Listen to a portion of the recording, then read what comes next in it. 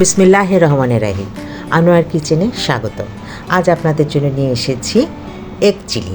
এখানে আমি 4টা ডিম নিয়ে নিয়েছি। ডিমগুলোকে ভালোভাবে ধুয়ে নেব। ধোয়া হয়ে গিয়েছে। এখন আমি ডিমগুলোকে সিদ্ধ বসাবো। সিদ্ধ হয়ে যাওয়ার পর ডিমগুলোকে ছিলে আমি 2 ভাগ করে কেটে নেব। কাটা হয়ে গিয়েছে আমার প্রত্যেকটা ডিম। এখন আমি একটা পেস্ট বানাবো। নিয়ে নিলাম এখানে 2 টেবিল চামচ ময়দা। এরপরে নেব 2 টেবিল চামচ কর্নফ্লাওয়ার।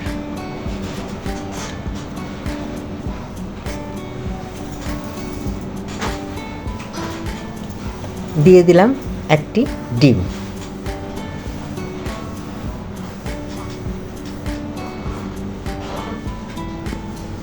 এখন দিব হাফ চা চামচ মরিচের গুঁড়ো আর হাফ চা চামচ লবণ।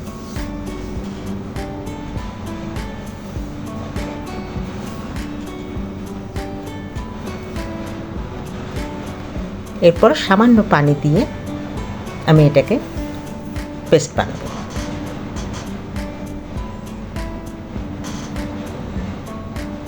পেস্ট হয়ে গিয়েছে।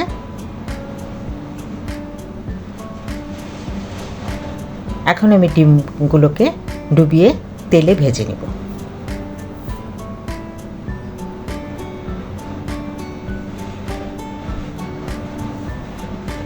চুলায় একটি তাওয়া দিয়েছি, তেল দিয়ে দিয়েছি 1 কাপ। তার মধ্যে ডিমগুলোকে আমি ভেজে নিচ্ছি।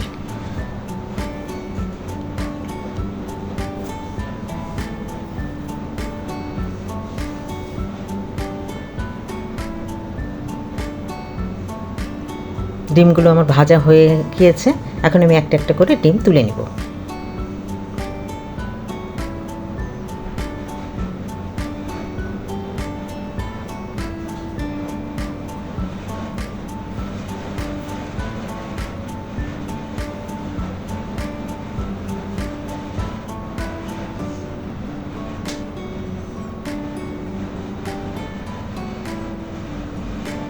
ডিম তোলা শেষ।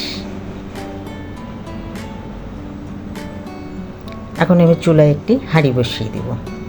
হাঁড়িতে আমি 2 টেবিল চামচের মতন তেল দিয়ে দেব।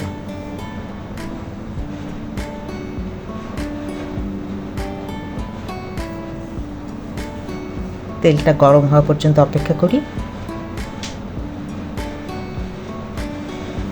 দিয়ে দিলাম 1 টেবিল চামচ রসুনের কুচি।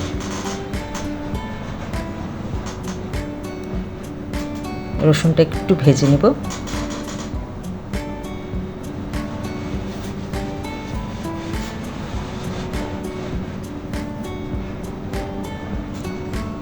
এরপর দিয়ে দেব আমি 2 কাপ চৌকোন করে কাটা পেঁয়াজ।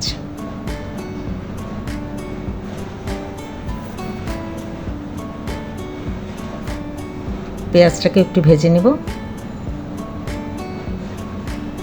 এরপর দেব 1 কাপ ক্যাপসিকাম চৌকোন করে কাটা।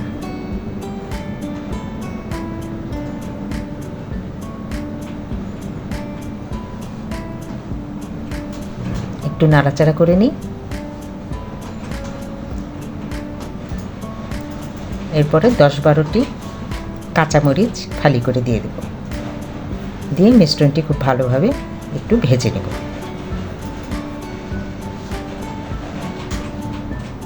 অনেকটি ভাজা হয়ে গিয়েছে।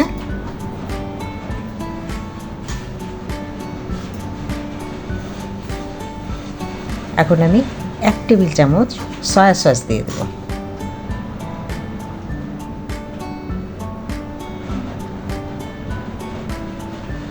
দিয়ে দিব 2 টেবিল চামচ টমেটো সস বা টমেটো কেচাপ। দিয়ে দেব 2 টেবিল চামচ চিলি সস।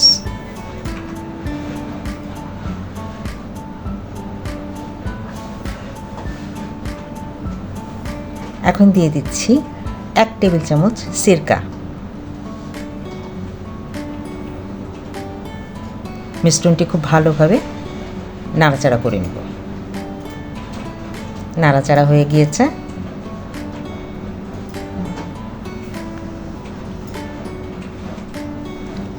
এখন দিয়ে দিচ্ছি আন্দাজ মতো লবণ আর একটুখানি চিনি।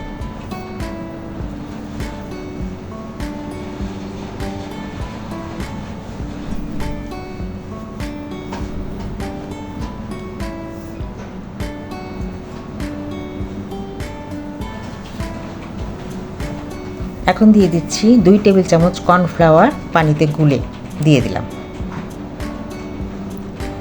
তারপরে দিয়ে দিলাম 1 কাপ পানি। পানিটা ফোটা পর্যন্ত অপেক্ষা করব।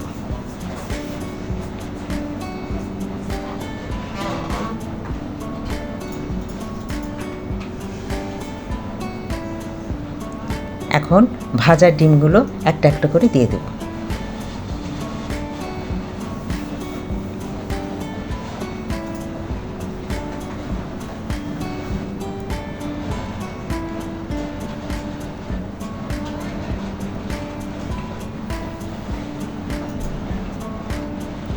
দুই মিনিট চুলায় রাখবো, তারপর আমি নামিয়ে ফেলব।